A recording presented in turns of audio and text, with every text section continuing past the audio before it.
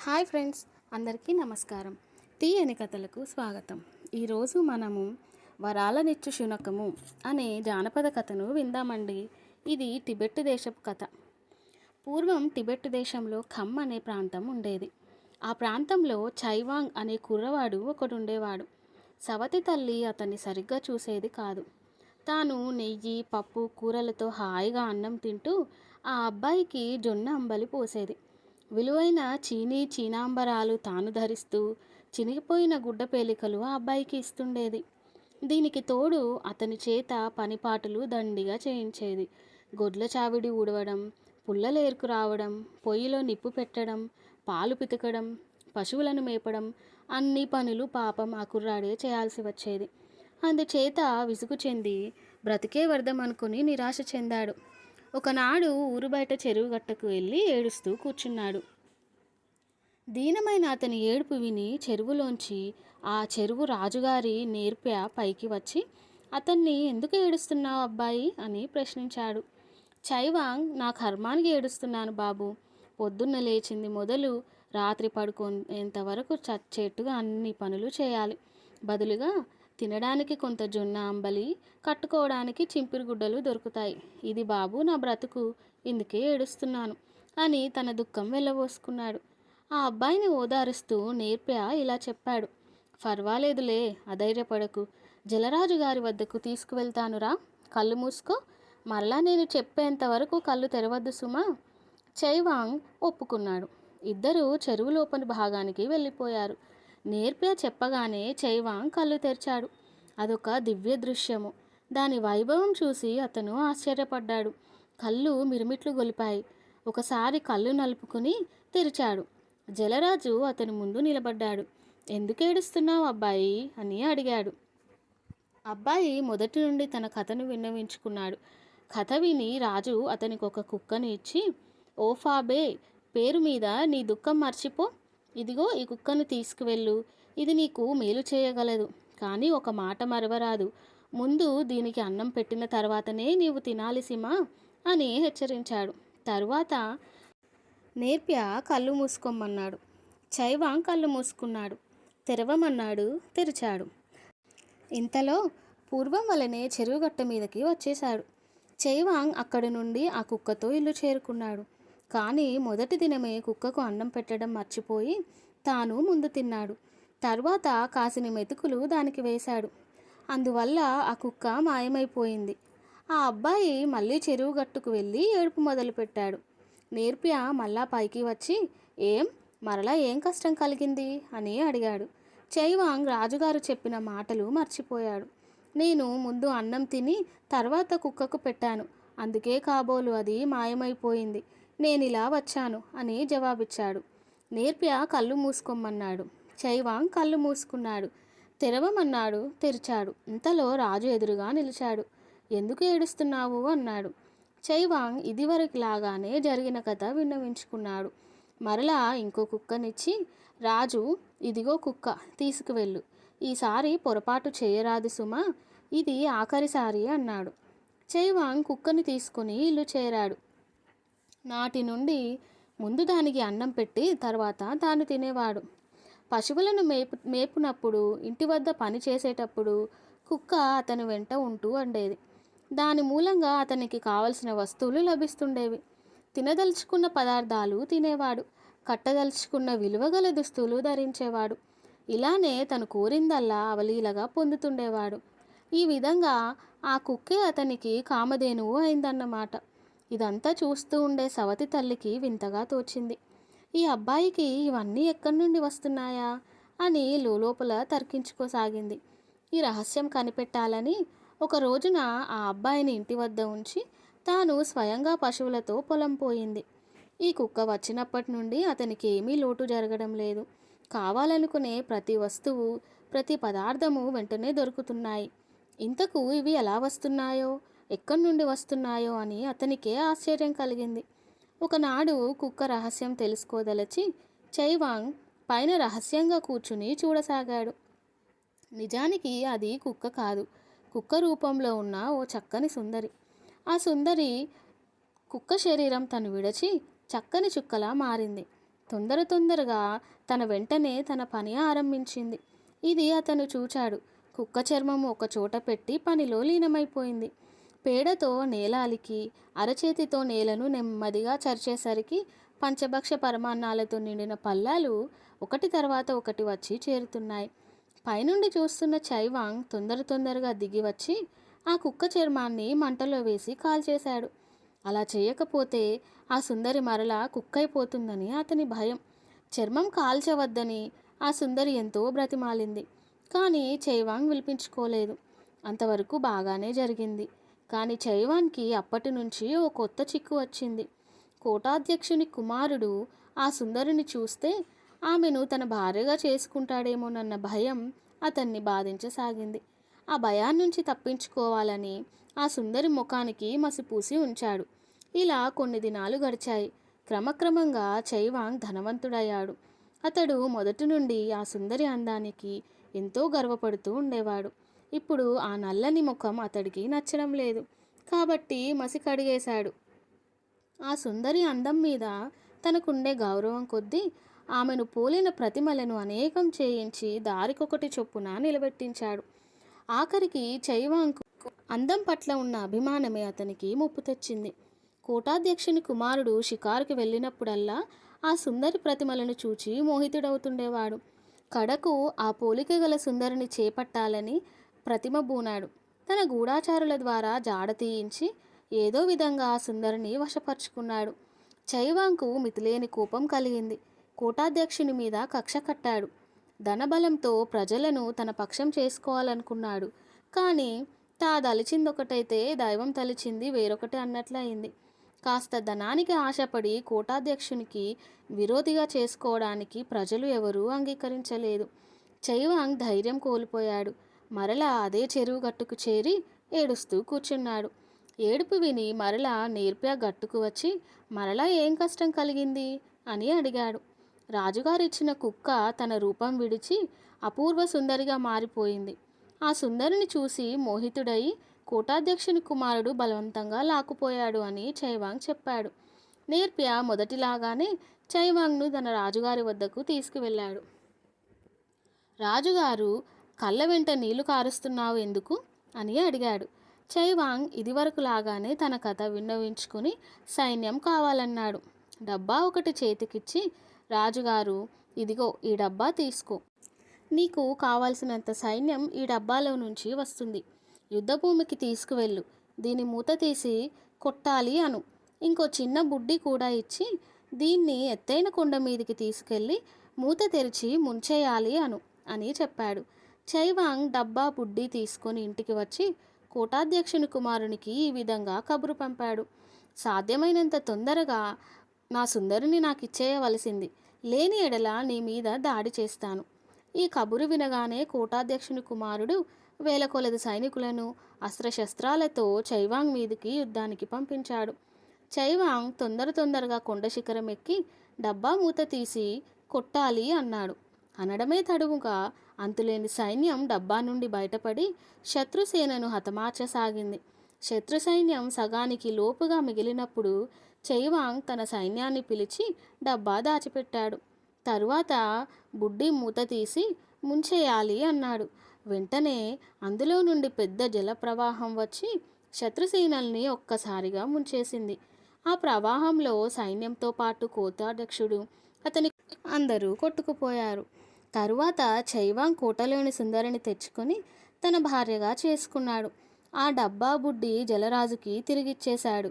ఈ విధంగా సుఖసూర్యుడు ఆ పర్వత శిఖరం మీద ప్రకాశించాడు.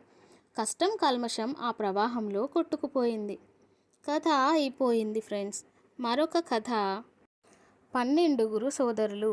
ఇది గ్రీసు దేశపు కథ. కథలోకి వెళ్దామండి.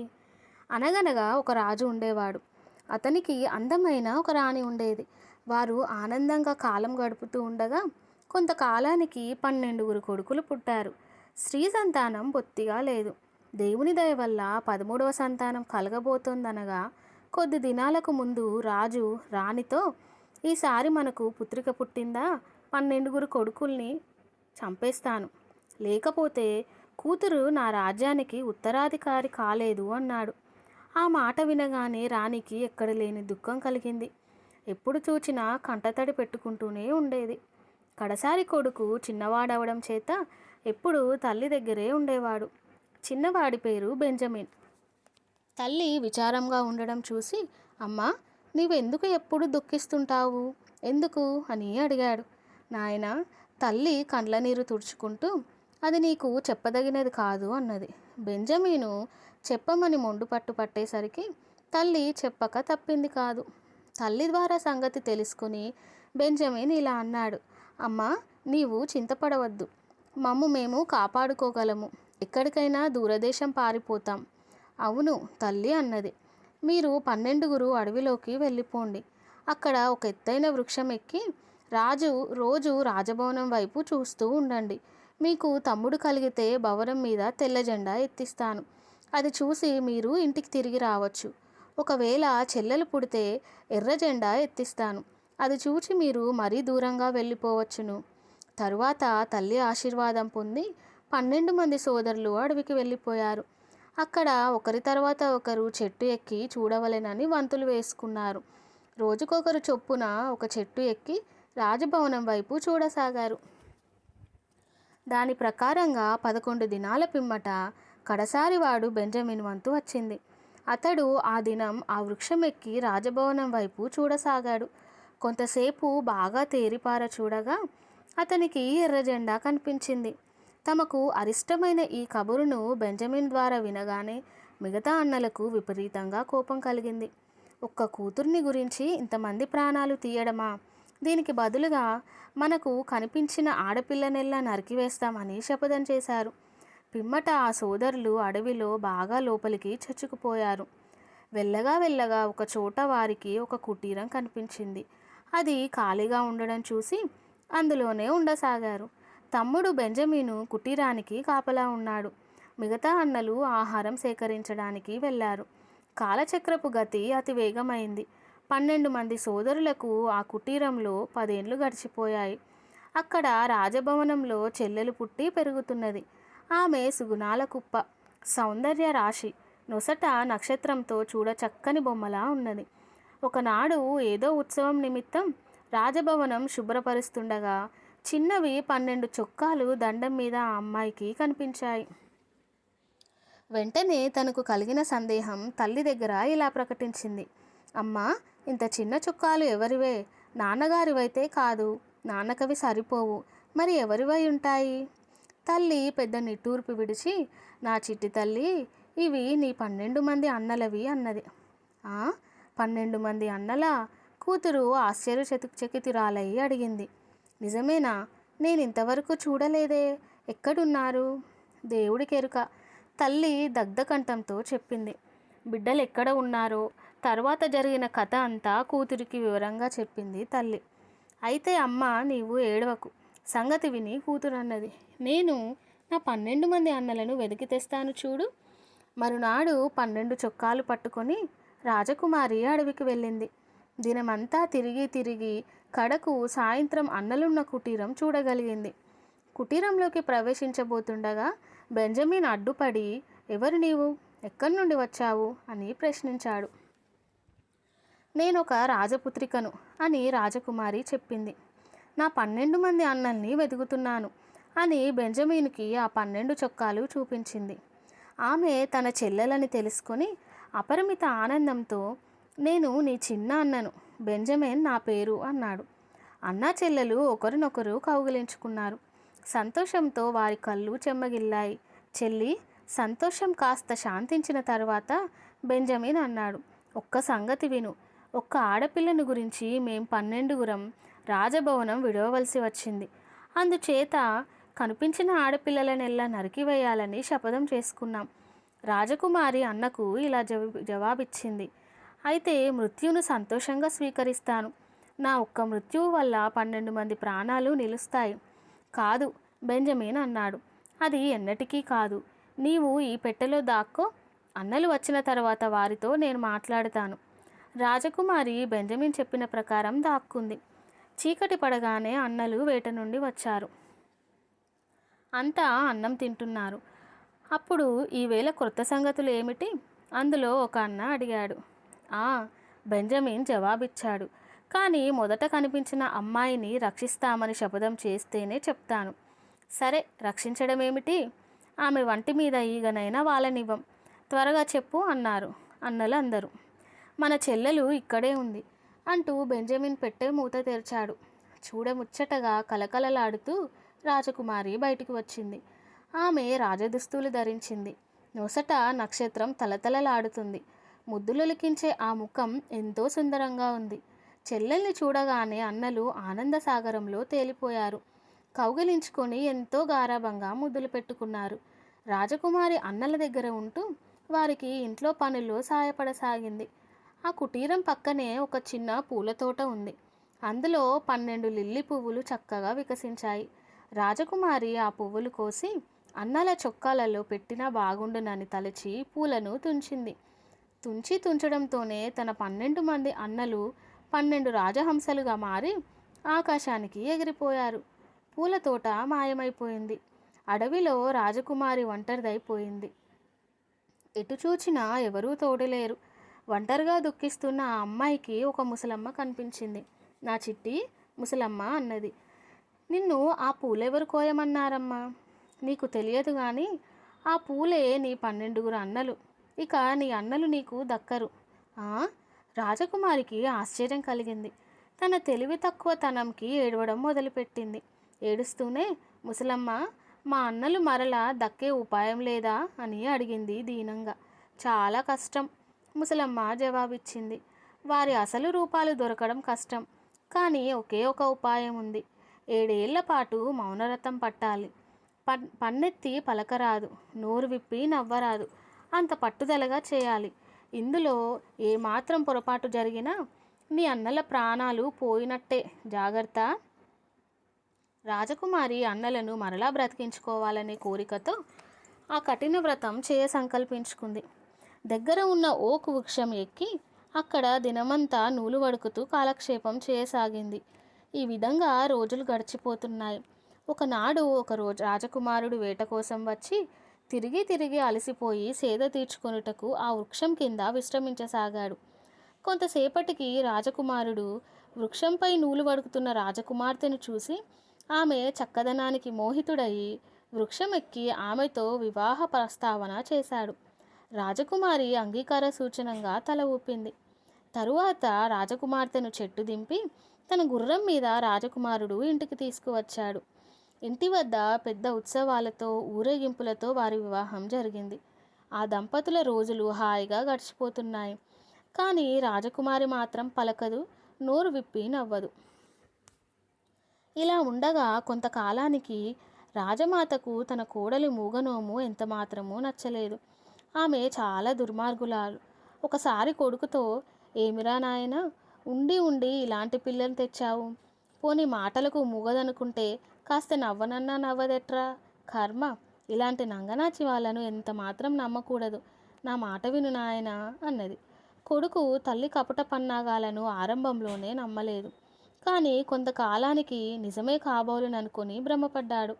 వెంటనే రాజకుమారికి మరణదండన విధించబడింది. రాజభవనం ఆవరణంలోనే ఒక చితి పేర్చబడింది. దానిమీద రాజకుమార్తెను పడుకోబెట్టి తాళ్లతో బంధించారు. దానికి నిప్పు అంటించారు కూడా.